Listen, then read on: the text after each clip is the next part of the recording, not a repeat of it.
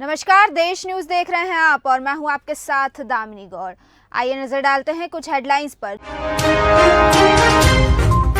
Joe Biden 7 सितंबर से भारत दौरे पर। G20 समिट से 2 दिन पहले आएंगे, 4 दिन रहेंगे भारत में।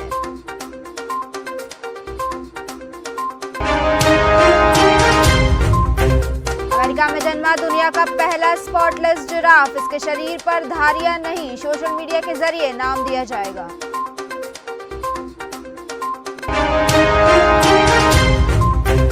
हिडन एयरबेस पर उतरेंगे राष्ट्र अध्यक्षों के एयरक्राफ्ट। 9 से 10 सितंबर को दिल्ली में G20 मीटिंग।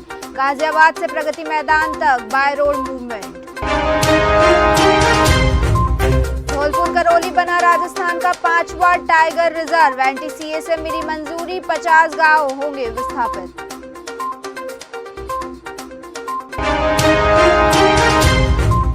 गांधी परिवार के दामाद का बड़ा खुलासा। रॉबर्ट वाड्रा बोले, ऑफर मिला हमारी पार्टी में आ जाओ। ईडी और जांच एजेंसियों से छुटकारा मिल जाएगा। और आइए अब रुक करते हैं खबरों की तरफ। अमेरिकी राष्ट्रपति जो बाइडेन G20 समिट के लिए 2 दिन पहले 7 सितंबर को भारत पहुंचेंगे। ऐसा पहली बार होगा जब कोई अमेरिकी प्रेसिडेंट 4 दिन भारत में रहेगा। आपको बता दें, G20 समिट 9 और 10 सितंबर को होगा और बाइडेन की यह पहली भारत यात्रा है। खास बात यह है कि बाइडेन इंडोनेशिया में होने वाली आसियान समिट में शिरकत नहीं करेंगे क्योंकि उन्होंने भारत दौरे को ज्यादा तवज्जो दी है।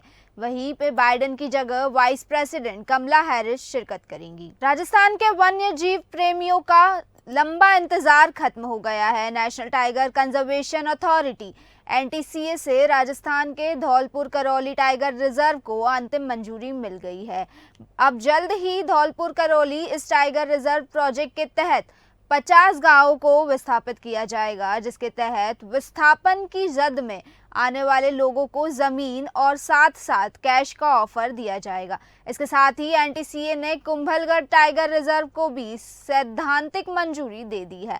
आपको बता दें, धौलपुर सरमुथराम करौली टाइगर रिजर्व राजस्थान का 5वां और भरतपुर संभाग में दूसरा टाइगर रिजर्व होगा। अमेरिका के टेनेसी राज्य में मौजूद एक जू में ऐसा जिराफ जन्मा है जिसके शरीर पर कोई भी धारी नहीं है। इसे दुनिया का पहला स्पॉटलेस जिराफ कहा जा रहा है। दरअसल इसका कलर पूरी तरह ब्राउन है। खास बात यह है कि इस जिराफ की मां के शरीर पर आम जिराफों की तरह धारियां मौजूद है। एक मीडिया रिपोर्ट के मुताबिक जिराफ का नाम रखने के लिए जू एडमिनिस्ट्रेशन ने सोशल मीडिया प्लेटफॉर्म की मदद ली है।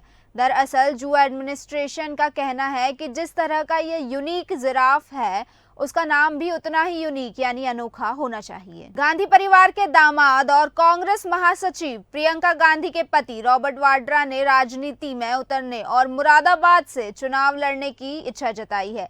दरअसल वाड्रा ने कहा कि राजनीतिक परिवार से जुड़े होने के कारण मुझे परेशान किया जा रहा है। राजनीति में न होने के बावजूद मैं सियासी लड़ाई लड़ रहा हूं। साथ ही उन्होंने कहा, मेरे पास कई लोगों के पार्टी में शामिल होने के ऑफर आए हैं। एक बड़े नेता ने कहा कि अगर मैं उनकी पार्टी में शामिल होता हूं तो वो मेरे ऊपर चल रहा केस खत्म करा सकते हैं, यहां तक कि ईडी और जांच एजेंसियों से भी छुटकारा दिला देंगे। इंदौर शहर में बारिश के दिनों में होने वाले जल जमाव और बदहाल ड्रेनेज व्यवस्था को लेकर दायर जनहित याचिका पर नगर निगम ने लंबे समय से जवाब ही पेश नहीं किया। 9 बार हाईकोर्ट के समक्ष याचिका लग चुकी है, लेकिन जिस निगम में वकीलों की फौज है, उसके वकील खाली हाथ कोर्ट के समक्ष हाजिर हो गए। मंगलवार को निगम का कोर्ट के समक्ष निरुत्तर हाजिर होना भारी पड़ गया। आपको बता दें, चीफ जस्टिस रवि मठ की अध्यक्षता वाली डिवीजन बेंच ने निगम आयुक्त पर 25,000 रुपए की कास्ट लगाई है। चीफ जस्टिस ने 2 साल से जवाब पेश नहीं करने और 9 बार अर्जी लगाने पर जवाब के लिए समय मांगने पर कड़ी फटकार भी लगाई है। उन्होंने मौखिक रूप से कहा कि यह क्या लापरवाही है, जनहित से जुड़ी समस्या पर ही जवाब नहीं दिया जा रहा। साथ ही कोर्ट ने सख्ती के साथ 2 सप्ताह में जवाब पेश करने के आदेश नगर निगम को दिए हैं। भोपाल के हमीदिया हॉस्पिटल में डॉक्टर और स्टाफ ने एक महिला को लेबर पेन के चलते डिलीवरी टेबल पर अकेला छोड़ दिया और नवजात बच्ची डस्टबिन में गिर गई। गनीमत यह रही कि नवजात को गंभीर चोट नहीं लगी। वहीं जिम्मेदार अब घटना को ही झुठला रहे हैं। वहीं परिजनों का आरोप है कि अस्पताल स्टाफ का व्यवहार मानवीय नहीं है। बच्ची को एक नर्स ने उठाया और तत्काल डॉक्टर के पास लेकर पहुंची। वहीं उसने बताया कि बच्ची की हालत ठीक है। बीकानेर में एक सरकारी नर्स की उसके पूर्व पति ने सिर पर पत्थर मारकर हत्या कर दी।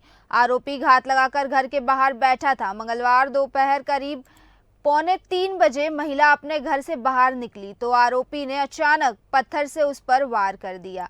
दरअसल हत्या करने के बाद भागते हुए आरोपी का सीसीटीवी फुटेज सामने आया है। पुलिस का कहना है कि दोनों के बीच लंबे समय से विवाद चल रहा था। आपको बता दें, पुलिस ने आरोपी को हिरासत में ले लिया है और उससे पूछताछ कर रही है।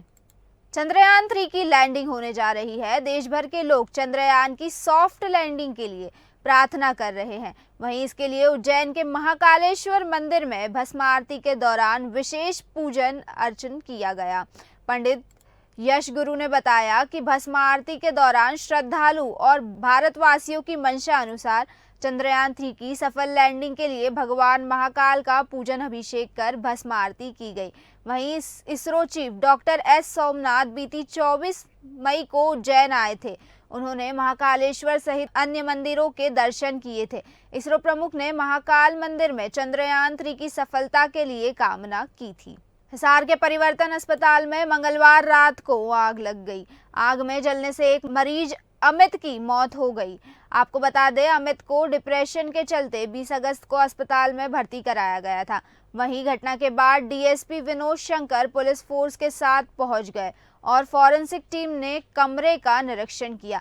वहीं अस्पताल पर लापरवाही का आरोप लगाते हुए मृतक के परिजन धरने पर बैठ गए हैं। अमित के बेटे ध्रुव का कहना है कि उसके पिता 2 दिन से एडमिट थे। कल शाम को डॉक्टर ने राउंड पर आना था, लेकिन वह नहीं आए। साथ ही कहा कि उसके पिता को कमरे में बांधा हुआ था। पूर्णिया में बेखौफ बदमाशों ने मंगलवार शाम हथियार के बल पर बैंक कर्मी से 85,000 रुपए की लूट की घटना को अंजाम दिया। यहां बाइक सवार अपराधियों ने पैसे लुटे और फरार हो गए। पीड़ित बैंक कर्मी की पहचान तापस कुमार दास के रूप में हुई है। वहीं घटना के संबंध में पीड़ित तपन ने बताया कि वे मिल्की गांव से वीकली कलेक्शन करके दमदाहा जा रहे थे। इसी दौरान रंगपुरा गांव की तरफ से आ रहे एक बाइक पर सवार 3 अपराधी उनके पास आए, बाइक रोकी और हथियार दिखाकर मारपीट की, जिसके बाद 85,000 रुपए नगद छीन लिए। वहीं पास के खेत में खड़े मजदूर जब तक बचाव के लिए आते, अपराधी रंगपुरा की तरफ भाग निकले। बाढ़ से नुकसान के मुआवजे की मांग को लेकर चंडीगढ़ कूच करने पर अड़े किसानों ने अंबाला हिसार हाईवे पर पंजाब के एरिया में डेरा डाला है। इससे पहले मंगलवार को प्रशासन से किसानों की दिन भर नोकझोंक चली। वहीं डीसी डॉक्टर शालीन ने अंबाला में धारा 144 लागू कर दी है। डीसी डॉक्टर शालीन और एसपी जश्नदीप सिंह रंधावा ने किसानों को समझाने की कोशिश की। आपको बता दें, किसान नेता सुरेश कौथ ने कहा कि हमारे किसान नेताओं को क्यों हिरासत में लिया गया है, पुलिस किसान नेताओं को तुरंत रिहा करे। वहीं एसपी रंधावा ने कहा कि आपकी मीटिंग तय करा दी है और किसानों को रिहा करा दिया है, यहां से उठना बनता है। हालांकि देर रात सभी किसानों को रिहा किया गया, जिसके बाद किसान नेता सुरेश कौथ ने कहा कि हरियाणा सरकार के साथ 24 अगस्त को मीटिंग रखी गई है। पुलिस ने किसानों को रिहा करने की बात कही है। कहा कि जब तक पंजाब के शहीद हुए किसान का अंतिम संस्कार नहीं हो जाता और किसानों की अन्य मांगे पूरी नहीं होती, तब तक बलाना में सड़क किनारे धरना देंगे। फिलहाल के बुलेटिन में बस इतना ही। बने रहिए देश न्यूज के साथ। नमस्कार।